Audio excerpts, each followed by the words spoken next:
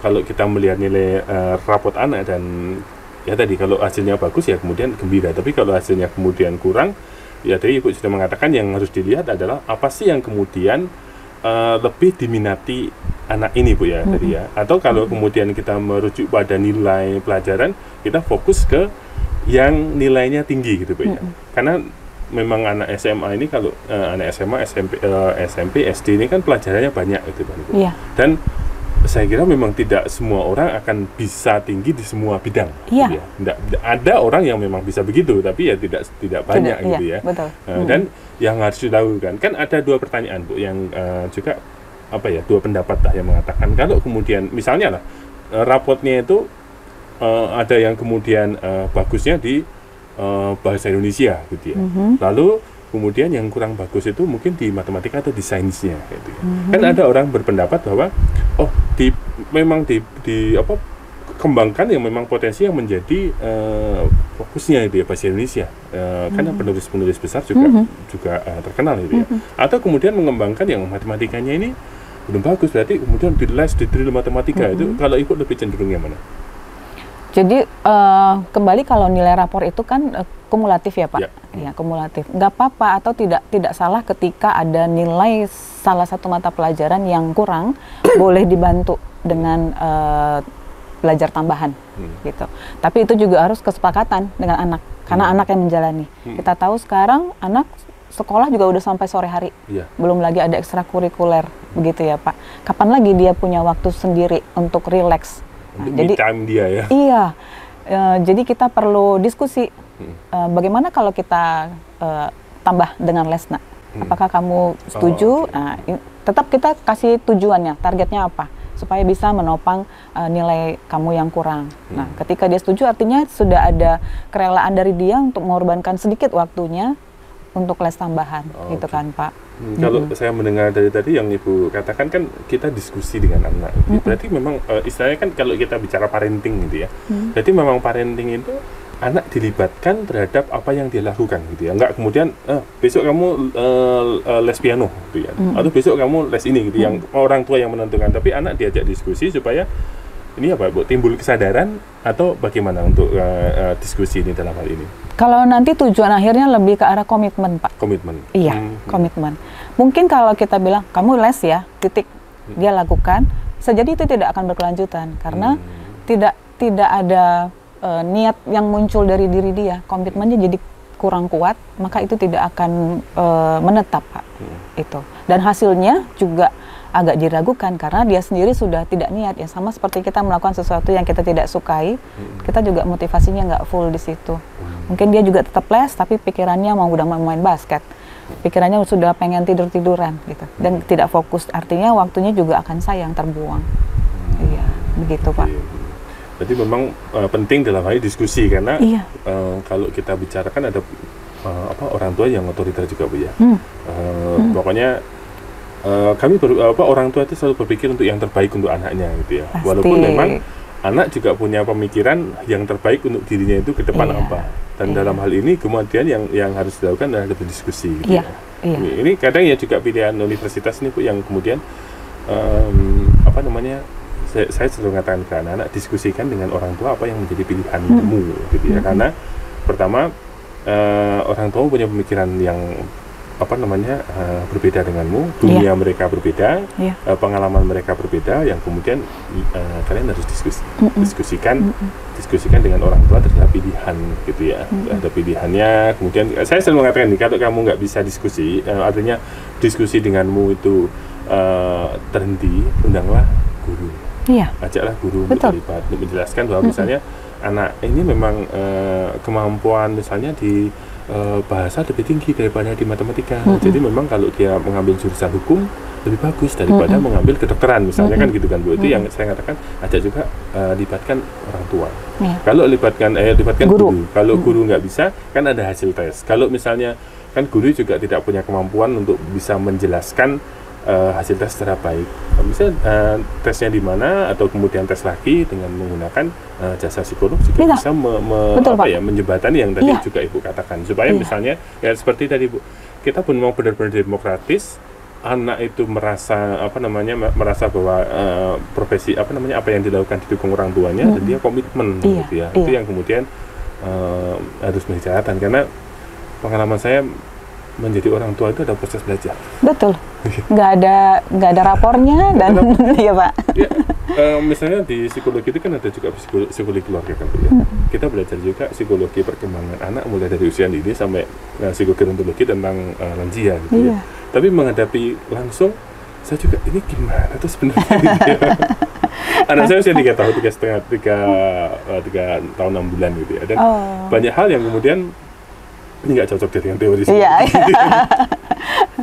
Iya Pak, tetap belajar. Belajar. Tapi memang itu waktu yang mungkin momen yang bisa jadi akan menjadi langka Pak, yang namanya diskusi. Karena orang tua punya kesibukan sendiri, anak juga sudah punya kesibukan sendiri sekarang. Artinya di sini memang pintar-pintar orang tua mencari celah kapan waktu yang bisa dan memang harus disempatkan gitu. Kadang-kadang nggak sempat, terlalu sibuk. Nah itu yang jadi akhirnya jadi bablas. Nah, terkait itu Bu, kan seringkali kita juga mendengarkan buku anak ini nggak taat sama orang tua gitu ya, nggak taat sama orang tua. Sebenarnya seorang anak itu istilahnya dikatakan nggak taat, membangkang itu, kalau dari perspektif psikologi itu bagaimana Bu? Jadi kalau taat itu kan hubungannya ke aturan, ya Pak ya.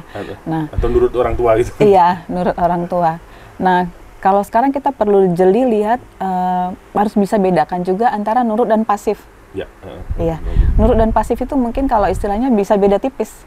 Nah, kita lihat nurutnya itu hasilnya positif nggak?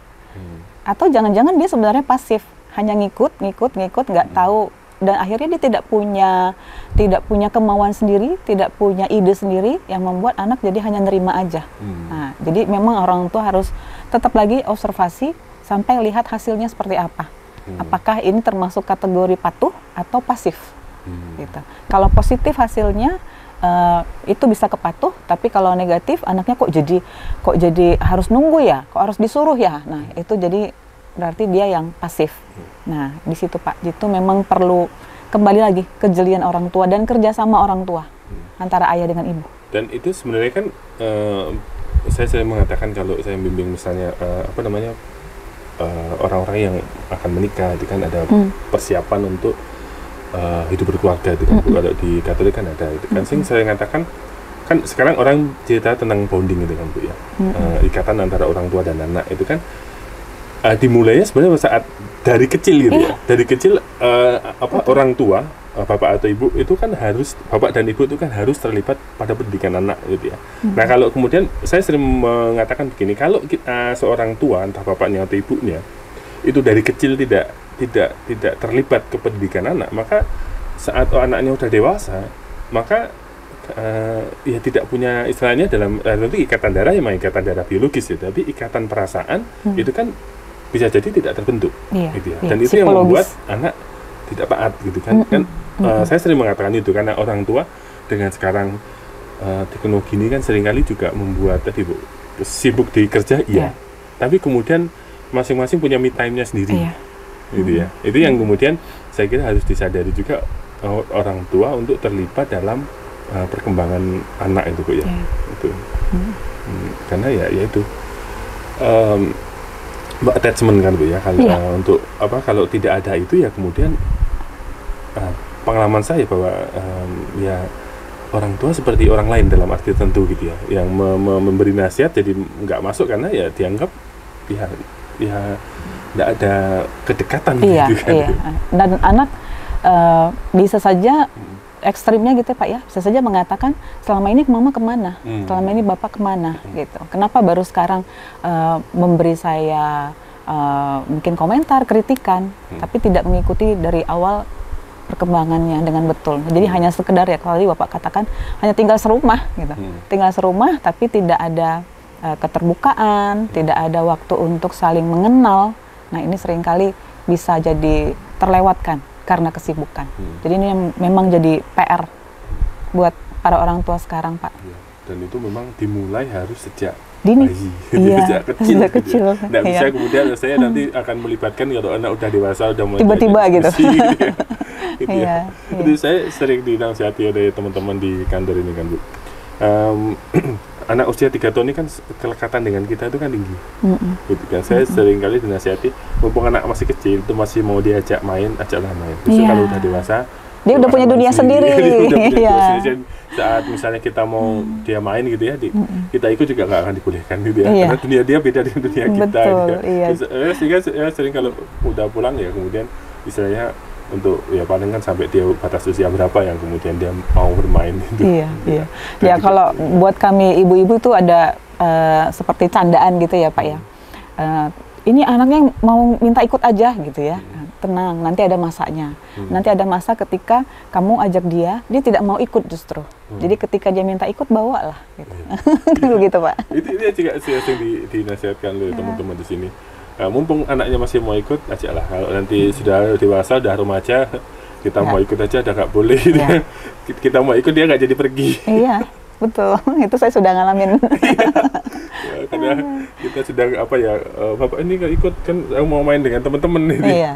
Iya, betul. Tapi apa sih Bu yang harus dilakukan saat misalnya tadi kan kalau anak usia dini usia kita terlibat itu ya. Tapi untuk bisa terus memahami anak dari misalnya dewasa itu ya. Apa sih yang harus dilakukan oleh orang tua gitu ya.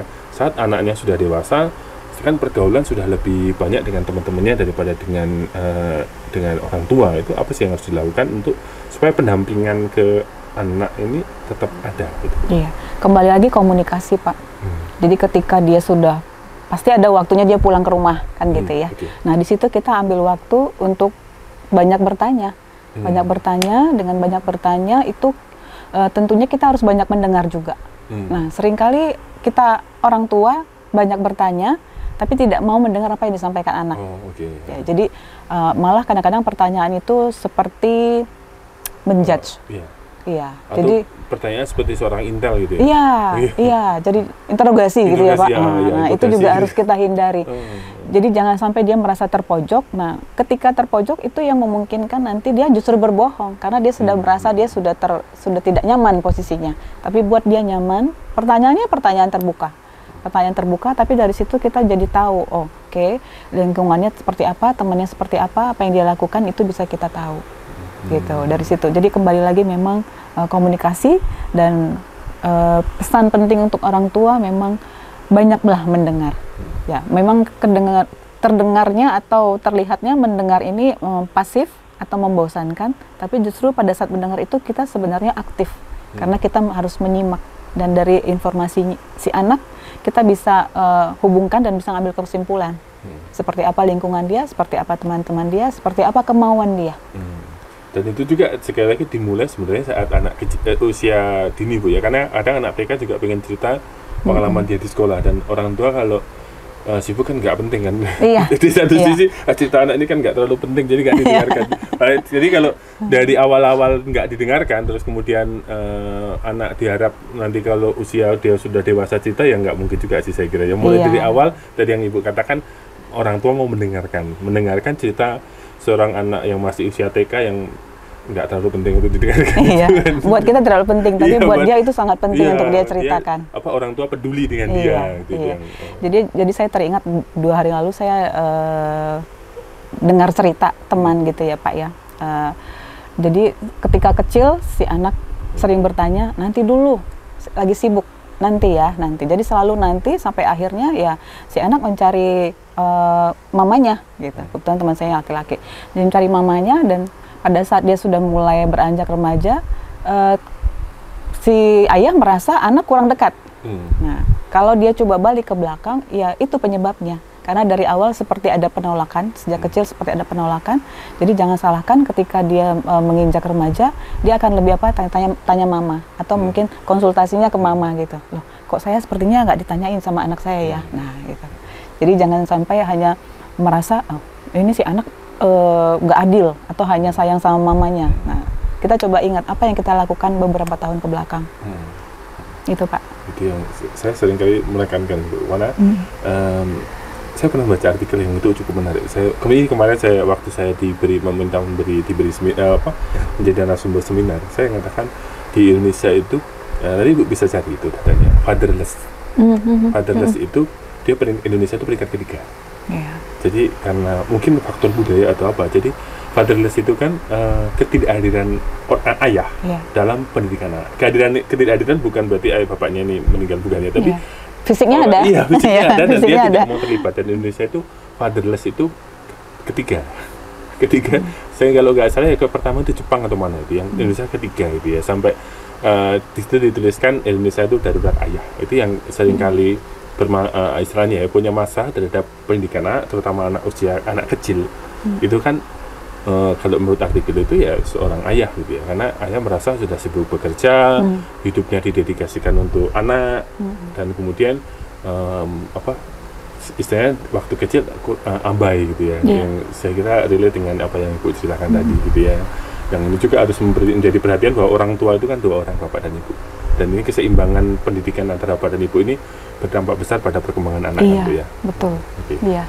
Begitu. Menarik sekali sebenarnya apa yang dibicarakan, dan salah satu hal yang kemudian dari tadi saya dapat poin penting itu adalah komunikasi dalam keluarga, ya. Komunikasi dalam keluarga, komunikasi dalam pendidikan anak, gitu ya. Jadi Bapak Ibu nanti jika menerima hasil belajar anak-anak Bapak Ibu, gitu ya, mulai dari usia PAUD, gitu ya, anak usia TK. Kalau di TK tentu rapotnya berbeda, dan guru-guru TK akan menjelaskan tentang perkembangan anak, yang kalau di TK kan sifatnya deskriptif gitu ya. Kalau di SD SMP kan sudah ada nilai. Ada kalanya memang nilai tersebut tidak sesuai dengan apa yang Bapak Ibu harapkan gitu ya. Namun tadi yang kita sudah bicarakan, komunikasikan dengan anak saat nilai tidak sesuai. Apakah kemudian merasa kegiatan tesnya terlalu banyak sehingga kemudian membuat anak sendiri tertekan, atau memang anak ingin mengembangkan bakat-bakat lain. Misalnya Bapak Ibu selama ini mengkursuskan dia untuk musik, ternyata dia pengen kursus basket atau dia pengen mendalami olahraga. Ini juga hal yang tadi kita sebut adalah bagaimana dalam keluarga, dalam parenting antara orang tua Bapak Ibu dengan anak juga harus menjalin komunikasi yang baik di TK, SD, SMP maupun di SMA saat nanti anak-anak sudah akan memilih perguruan tinggi, baik negeri atau swasta ataupun kedinasan ataupun yang lain. Diskusi itu diperlukan, diskusi dengan anak, karena yang akan menjalani pendidikan itu anak, yang akan kemudian mengembangkan bakat mereka masing-masing itu anak Bapak Ibu. Sekalipun anak Bapak Ibu juga punya harapan yang terbaik. Saya kira tidak ada orang tua yang kemudian berharap buruk kepada anaknya. Selain itu Bu, masih ada pesan-pesan lain dalam untuk orang tua, untuk siswa terkait dengan apa sih yang dilakukan kalau kemudian menerima rapot, atau saya sendiri kemampuan saya segini, ternyata itu apa yang harus dilakukan Bu? Iya, yang pasti diterima, hasilnya kita terima, dan itu jadi dasar kita untuk mengevaluasi. Ini sebagai dasar untuk mengevaluasi tidak hanya untuk siswa, tapi juga untuk orang tua, untuk guru, dan sekolah juga. Karena dari situ akan dapat gambaran tentang kemampuan siswa pada umumnya. Kemudian dari evaluasi itu tentu kita bisa buat rencana tindakan apa yang harus kita lakukan. Ketika ada nilai-nilai yang kita kurang setujui atau mungkin kurang sesuai dengan harapan, apa yang harus kita lakukan untuk mengatasi itu. Dan itu tetap kita harus diskusikan dengan anak, dengan guru juga boleh, supaya kita bisa dapat hasil belajar yang lebih baik nantinya.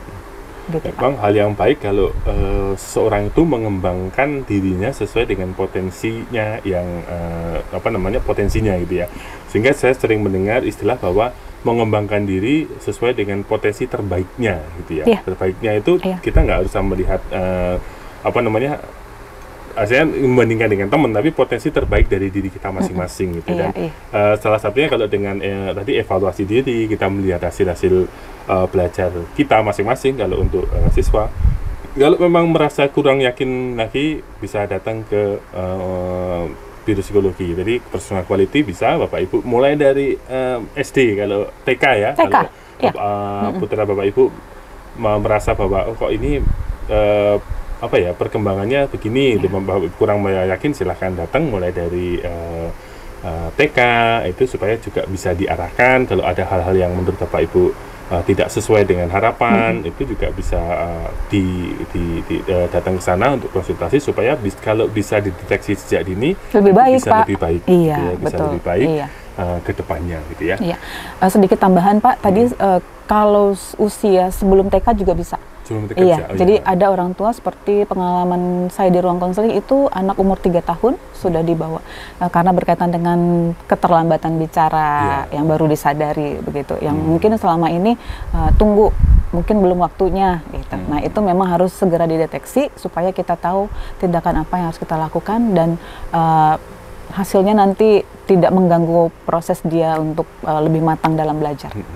Kan sekali terkait dengan seorang anak, kalau kita dari segi agama kan Tuhan itu menciptakan masing-masing pribadi itu adalah unik gitu ya. Yeah. Masing-masing orang punya potensinya sendiri-sendiri gitu ya. Masing-masing punya potensinya sendiri. Tentu tidak bijak ya kalau kemudian kita sebagai orang tua, anak kita punya potensi di bidang musik, kita meminta dia untuk olahraga, atau potensinya di bidang olahraga kita meminta dia untuk mengembangkannya di sains. Tentu berkembang sesuai dengan potensinya itu akan menjadi sangat baik. Iya. Ada yang mau ditambahkan lagi? Ya, mungkin sedikit aja Pak, sedikit menambahkan dari yang Bapak sampaikan barusan. Kalau pakai istilah kekinian itu kenali anak dan dukung dia dengan versi terbaik dia. Versi terbaik dia itu akan beda dengan temannya. Ya. Versi terbaik dia, dan itu akan menjadikan dia menjadi versi terbaiknya dirinya masing-masing. Oke Bu, terima kasih untuk kedatangannya. Semoga apa yang kita bicarakan ini juga menginspirasi bagi orang tua dan juga anak-anak didik kita di sekolah-sekolah Santa Maria, Yayasan Toyota, atau semua orang yang mendengarkan podcast ini. Terima kasih Bu. Bye-bye. Sama-sama Pak.